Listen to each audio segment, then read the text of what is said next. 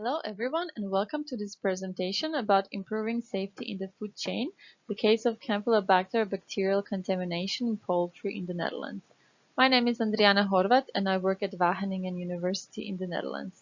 This presentation is based on a proposal for a Dutch research grant. I worked on this proposal with many other people, which you can see on the slide. Currently, Edine Romans is working on this topic for her master thesis. Since I was awarded the grant that I applied for, I will continue working on this from September. Campylobacter are bacteria that cause campylobacteriosis. This is a foodborne disease that manifests as severe diarrhea, abdominal pain, fever, and vomiting. In rare cases, it can lead to death. Campylobacteriosis is the most commonly reported zoonosis in the European Union. For example, in 2018, it accounted for 69% of the confirmed human zoonosis cases. EFSA, or the European Food Safety Agency, estimated that there are 9 million cases of campylobacteriosis in Europe per year. Luckily, people normally do not die from this bacteria, but it can cause around 2.4 billion euros costs attributed to public health expenses and loss of productivity in the EU. Since I am in the Netherlands, I also looked at the numbers in the Netherlands, and I found out that 3 out of 5 campylobacteriosis cases in humans come from contaminated chicken. Unfortunately, it is not known what the effective solutions or biosecurity measures are for this problem, but we know that the problem starts on farms. Therefore, the aim of this project is to develop a model of Campylobacter contamination on Dutch chicken farms and potentially in slaughterhouses to test the effectiveness of various biosecurity measures. As you can see from the top image, the chicken supply chain usually starts in the chicken hatchery, followed by the chicken farm, chicken slaughterhouse, and finally chicken meat in supermarkets, from where it goes to consumer homes.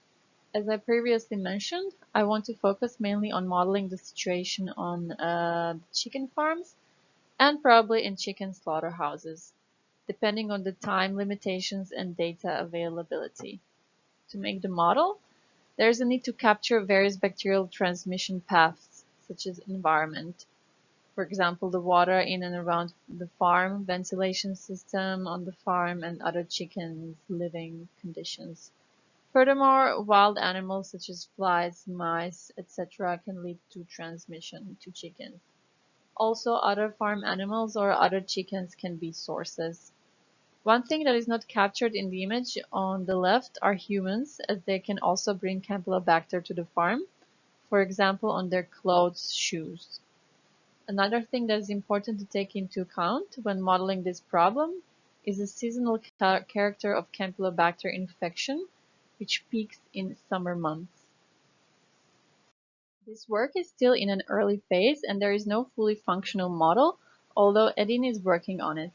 Her model currently represents stocks and flows of Campylobacter negative and positive chickens on Dutch farms. These chickens are caught and transported to slaughterhouses, where there is a possibility of Campylobacter contamination on trucks. Lastly, there is also a chance of contamination of chicken meat in the slaughterhouse, either by cross-contamination from infected chickens or by means of improper removal of chicken intestines. This is the main backbone of Edine's model, which is probably something we will also adopt in the project starting from September. This leads me to a few questions that I added on this slide.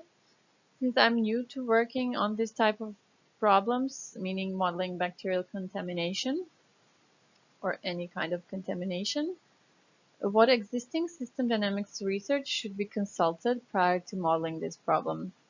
And lastly, since original plan was to engage farmers and scientists throughout the project as stakeholders, how have you been engaging stakeholders in the model building process in the current COVID-19 situation? Thank you for listening.